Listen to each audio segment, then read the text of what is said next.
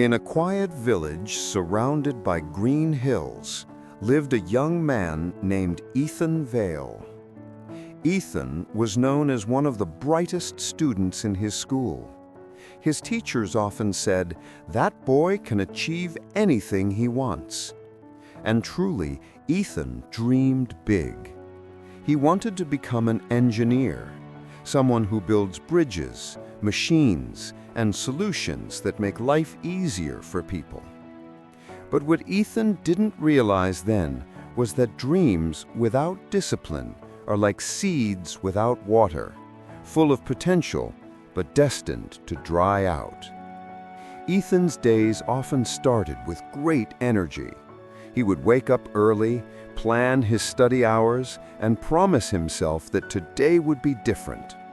But as soon as he opened his books, his mind began to drift. One moment, he was scrolling through his phone. The next, he was watching videos or chatting with friends online. Hours passed, and his books remained untouched. Every night, he told himself the same lie: "Tomorrow, I'll really start." But tomorrow never came. People around him admired his intelligence, but whispered about his laziness. His father often reminded him gently, "Ethan, brilliance means nothing if you can't control your focus." But those words floated past him like smoke. Ethan believed that being naturally smart was enough. After all, hadn't everyone always told him that he was special? Months passed, and it was time for the National Engineering Scholarship Test, a golden opportunity that could change his life. Ethan was confident. He believed that a few days of hard study would make up for all the lost time. But when the results were announced, reality struck like lightning. Ethan's name wasn't even on the list. The same friends he once helped with assignments now celebrated their victories. Ethan, the smartest boy, had failed. That night, he sat alone on the rooftop. The paper of his failed result crumpled in his hand. The stars above looked distant and cold. For the first time, he asked himself, what went wrong? Why do I always lose despite knowing so much? And slowly, the answer rose inside him like a painful truth.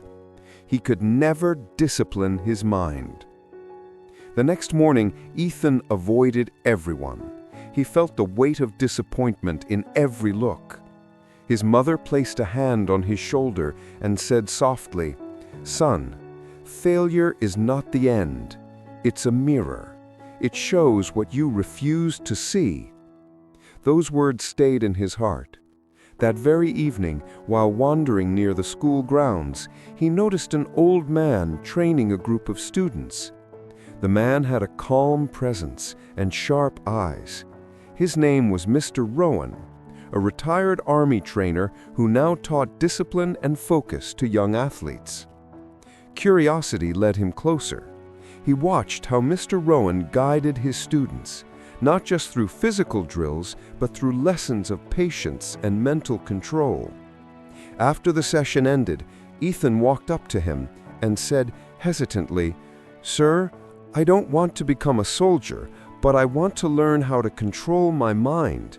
It keeps running in every direction." Mr. Rowan smiled, sensing the sincerity in Ethan's voice. "Ah," he said, "so you want to fight the most difficult battle of all, the one inside your head." He gestured toward a wooden bench nearby. "Sit, boy. Let's talk."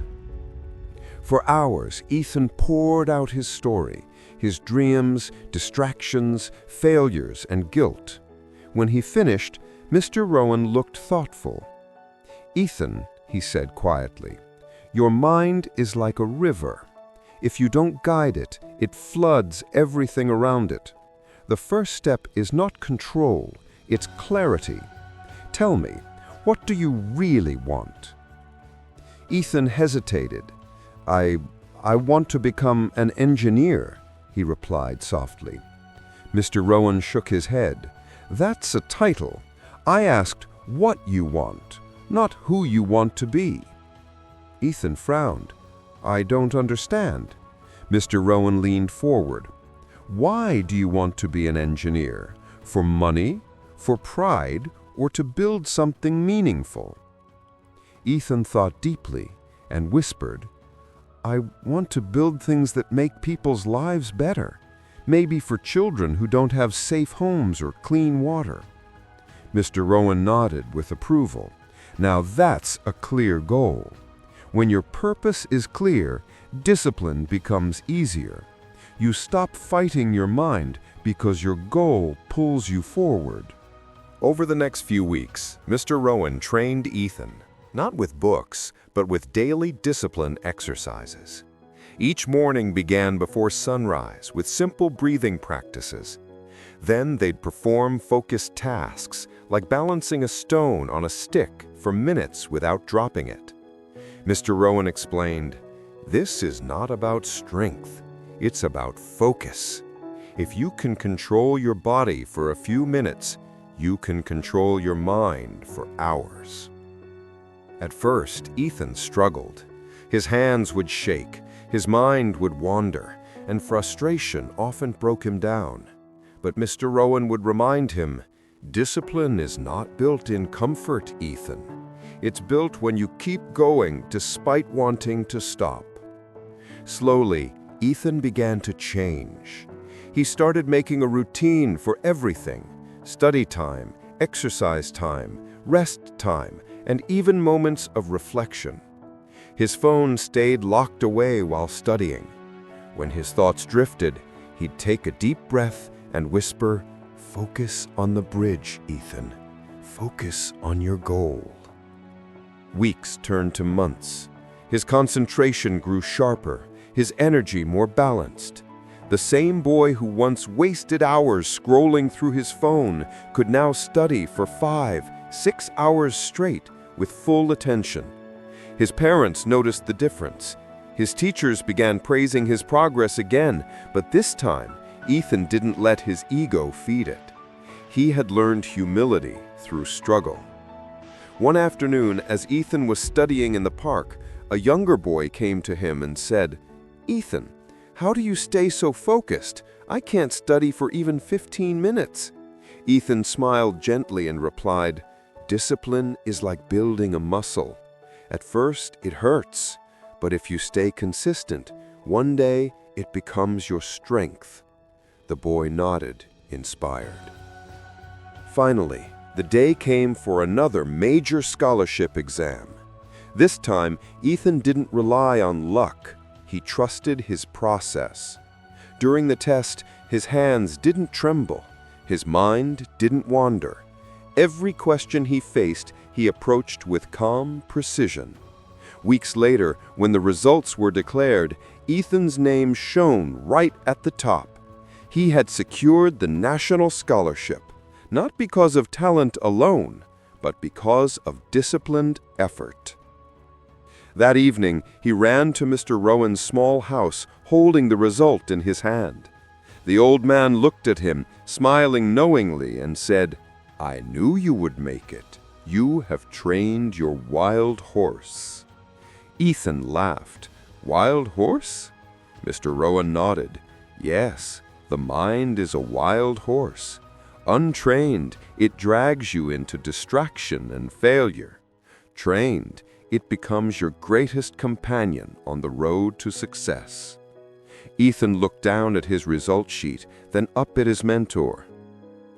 "You were right, sir. The hardest battle is the one inside." Mr. Rowan placed a hand on his shoulder. "And remember this, the battle never ends. Every new goal will test your control again. That's why discipline is not something you learn once. It's something you live every day." Years passed. Ethan went on to become a respected civil engineer. He built schools, bridges, and water systems in rural areas, fulfilling the dream that once seemed impossible. People admired his success, but those who knew him well understood the truth. His real achievement wasn't becoming an engineer. It was mastering his mind. And whenever young students came to him for advice, Ethan would tell them the same story. Don't chase success blindly. First, train your mind. Clarity is your compass. Discipline is your vehicle. And together, they will take you wherever you want to go. Your mind can be your best friend or your biggest enemy. The difference lies in how you train it. Set a clear goal, make a daily routine, and practice discipline even when you don't feel like it. Because the moment you control your mind, you control your destiny.